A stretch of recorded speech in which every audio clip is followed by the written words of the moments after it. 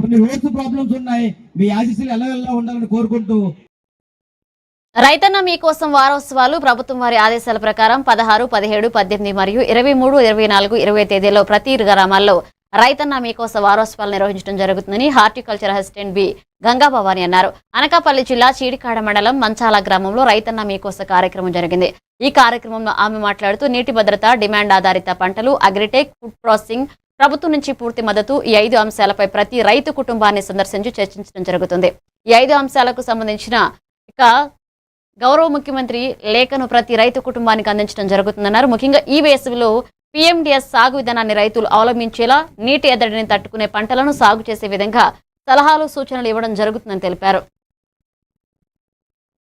పోషకాలు కావాలో, ఏవైతే ఖనిజ లవణాలు కావాలో అవన్నీ భూమిలో ఉంటాయి. అవి ఏం చేస్తాయంటే భూమి లోపల పొరల్లోనే నిక్షిప్తమైతే ఉండిపోతాయి.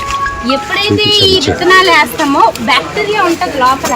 ఆ బ్యాక్టీరియా అనేది లోపల వేర్ల ద్వారా లోపలికి వెళ్ళి ఆ డిఏపిని కానీ పొటాషియం లక్షణాలు కలిగిన బ్యాక్టీరియా లోపల ఉంటుంది. దానిని ఇవి బయటకు తీసుకొని వస్తాయి అన్నమాట.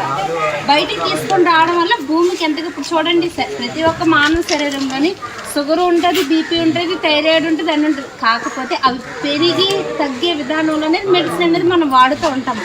అలాగే ఈ పిఎండిఎస్ కిట్ కూడా భూమికి ఒక మెడిసిన్ అది. ఇది ఎలాంటి మెడిసిన్? కెమికల్ మెడిసిన్ కాదు, ఇది బయో ఫెర్టిలైజర్, ఇదంతా బయో ఏజెన్సీ అనమాట. తెలుగు గంగ